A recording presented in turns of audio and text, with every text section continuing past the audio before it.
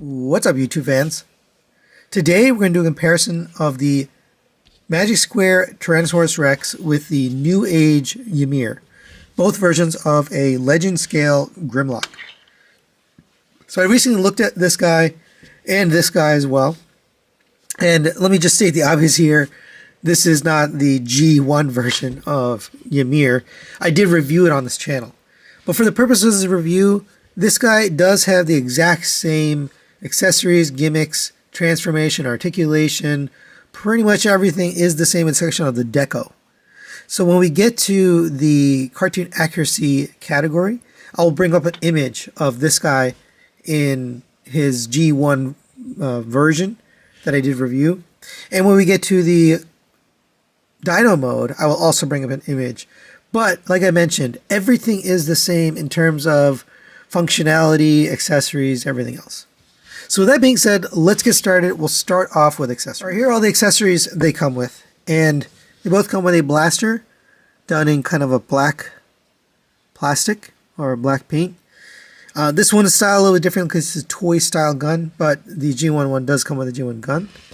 They both come with a sword, again styled differently just because of the different versions, but that matches. They both come with a set of open expressive hands that you can swap out. And then we're left with the crown and the fish from that thing, from that scene, from one scene. So we're going to give accessories over to Magic Square. Next we'll talk about the gimmicks, and there aren't really any special gimmicks on these guys other than the swap out eyes in Dino mode. Both of them can have either red or blue eyes. And they also, you can mount the gun in Dino mode, so we're going to give them a tie on gimmicks. All right, next we'll talk about the cartoon accuracy and the sculpt. In order to do that, we'll put the G1 image up here, and then I'll also put a image of the G1 version of Newage Ymir. And both of them kind of nail the look of Grimlock. I will say though, the Magic Square is a little bit more squat. He's a little bit more stout, whereas the Newage one is a little more skinny and lanky. It does look more like the G1 image on the Newage, just because of the overall shape and the overall sculpt. I do think they nail a little bit better. It's very close, but I'm going to give it to them. As far as sculpt though, let's take it on that image. The Newage doesn't come with these panels. Now you can get those leg panels with the Newage Rhedosaurus, their version of Sludge, but you can't transform it with the panels, and it doesn't come with this guy. So I don't think it's fair to count them as having that. So that inner leg panel is definitely cleaner on the Magic Square, and it transforms with it. Other than that though, I think Newage is pretty good, but because of that, I'm going to give the sculpt over to Magic Square. They figured out how to make it look right without having to have an add-on panel there. All right, next we'll talk about the paint and build on these two. When it comes to paint, this is kind of a sad state of affairs for Magic Square. There's almost no paint. I think the eyes might be painted blue. There's a little bit of blue, red, and green paint here, and that's it. There's really not a lot going on. Maybe this red right here. The Newage is almost fully painted. There's a lot of paint on that G1 version. The yellow on the chest is painted. The legs have a paint. The thighs are unpainted black plastic, but the lower legs and the arms are painted. So there is paint on the Newage one, so we're going to give paint over to them. When it comes to build quality, this is a no-brainer. The Magic Square is loose and floppy in some places, some of the joints, because they use friction joints on both of these. Without the paint to add to the tolerances, it is loose. This is one of the issues, and we'll see that more in Dino mode. But there's other loose joints like that, and Newage, for whatever reason, they're able to nail the tolerances on these pin joints. Both of them have pin joints, but because they have nice tolerances and overall it feels much better when you're transforming it, you have a confidence in the material performing. I'm going to give it over to Newage on the build quality. I just think they really know how to use good materials. Next we'll talk about the articulation on these two. In order to that, we'll articulate each one individually. For Magic Square, the head is on a ball joint. It goes all the way back to there, forward, a little bit of side to side, and it rotates around. Shoulders can go up to here on this joint. You can go even further on the inner joint. You have a butterfly joint on a hinge. You get a little bit of butterfly out of the inner hinge. You have a rotation. See, that's one of the things. I don't want that to be down, but a rotation here at the elbow. You have a single jointed elbow, but it gives you the full bend. You have, and this is another issue, loose joint there. Your rotation at the wrist. Going to the waist, you have a waist rotation here. You have ab crunch on a double hinge, so you get it way down, way back. So a double jointed ab crunch. For the legs, we have legs will kick all the way up to there.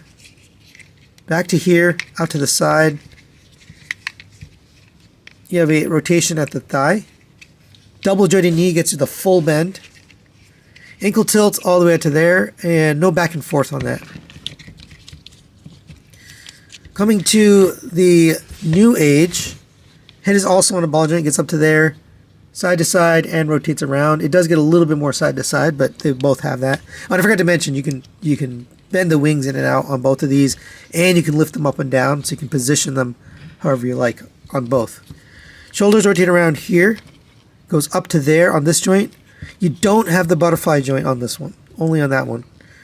You have a rotation at the elbow, single jointed elbow again, but it gets you a little bit less than the full bend. Rotation at the wrist. You have a waist rotation. Ab crunch is single jointed, it gets you down to there. No back joint though, so you only get a forward and it's only single jointed. So that one's going to have a double joint there. Legs kick up to there, back to there, out to the side. Rotation at the thigh on a universal. Single jointed knee on this one. Actually, it is double jointed, but you can't really utilize the second one, so it's kind of useless. So it really ends up being a single joint there. Ankle tilts, and then a pivot forward, but not backwards. So the only thing that the New Age has that the Magic Square doesn't have is the ankle tilt forward. But this guy has double jointed ab crunch, a butterfly joint at the shoulders. It's got the double jointed knees. So we're going to give articulation over to Magic Square. They definitely got over on New Age on that one. Next, we'll talk about the transformation and engineering on these two. When it comes to transformation, they're actually pretty similar. Grimlock transformations in general tend to be very, very similar. But somehow, they've made it not fun. And particularly, it's in the panels and the way that this chest comes together, especially going back to robot mode. Going into Dino mode, there's a little bit of annoyance here in the center section. I love the way that New Age did it. It is fun. I've transformed this several times. Very, very fun figure to transform. There's really no frustration. So even though they're very similar in terms of overall design, I'm going to give transformation to New Age. Just way more fun and less of a worry that you're going to break something. As far as engineering, I think I might give it to Magic Square because even though I already gave them Sculpt, it is pretty smart. There aren't a lot of companies that worked out how to do the inner legs. Now, Fans Toys had an inner leg cover that was built in, and New Age, for the reason they didn't figure out a way to build it in, they probably could have. You probably could have figured out a way, but since they didn't do that, and it's not a clean transformation with that panel like it is on the Magic Square, very close here, but I'm going to give engineering over to Magic Square. I think they're just slightly better, and they have better articulation built in, so I'll give engineering over to Magic Square. All right, and here they both are in their Dino modes. And both look good. The New Age is actually significantly smaller. I was kind of surprised because in robot mode they're similar, but here it's a lot bigger. But one of the fatal flaws, and I'll put the G1 version image so you can see what they look like side by side, but biggest issue with this is the legs. They tend to collapse on you, and they tend to flop in and out on these joints. I don't know what they were thinking with this. I mean, just very, very poorly designed. As you're posing him, he just wants to flop about. So that is definitely a fatal flaw. And I already gave them, they lost a point in build quality. But this is definitely a fatal flaw for the Dino mode. The legs just don't work. And while I think it's a good-looking Dinobot, a good-looking version of Grimlock, that fatal flaw makes it not fun. They even have the better articulation on the arms, to be honest, but having everything loose and, floppy is just not fun. So we're going to give the Dyno mode over to Newage. All right, next we'll talk about the cost on these two figures. And typically I use ages 3 and up, but for whatever reason, don't have this guy listed on the website, so I had to go to somewhere else. I went with the Chosen Prime, my channel partner, and their prices are $95 for the Magic Square, $110 for Newage. I think anywhere you go, you're going to see a difference, meaning with Magic Square lower. So we're going to give Magic Square the win on cost. And the final category here is the member's choice, where I asked them which one they prefer just based on their personal preferences and no other factors. And you can see that Newage is going to win on the member's choice. So final thoughts on the comparison. You can see the score there. And Newage is going to take this one by a single point. It's pretty close. But I'm not surprised. I do personally prefer the Newage version. I just think the materials and the overall quality and the paint, everything about it kind of just is my preference. Now, what Magic Square does right is it's got the articulation, it's got more accessories, it is more affordable.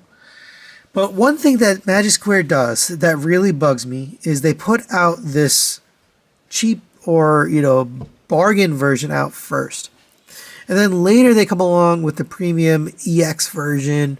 More than likely, this guy will have an EX version where it's painted. The tolerances are better because of the paint. It might even come with slightly different accessories, but we know that more than likely they'll do it, but they haven't announced it. And for people that bought this one, when that comes out, some people might feel away that they bought this one and they really want that other one. With Newage, you pretty much know up front that they're going to make the repaints. They even tell you the repaints. They have, all the variations predetermined, which ones they're going to have. So that's kind of a great thing. So you can decide, hey, I'm going to wait for whatever version. For me, it's the EX, but for my personal preferences and taste, the Newage definitely feels like a premium product compared to the Magic Square. And that's the way I'm going to go.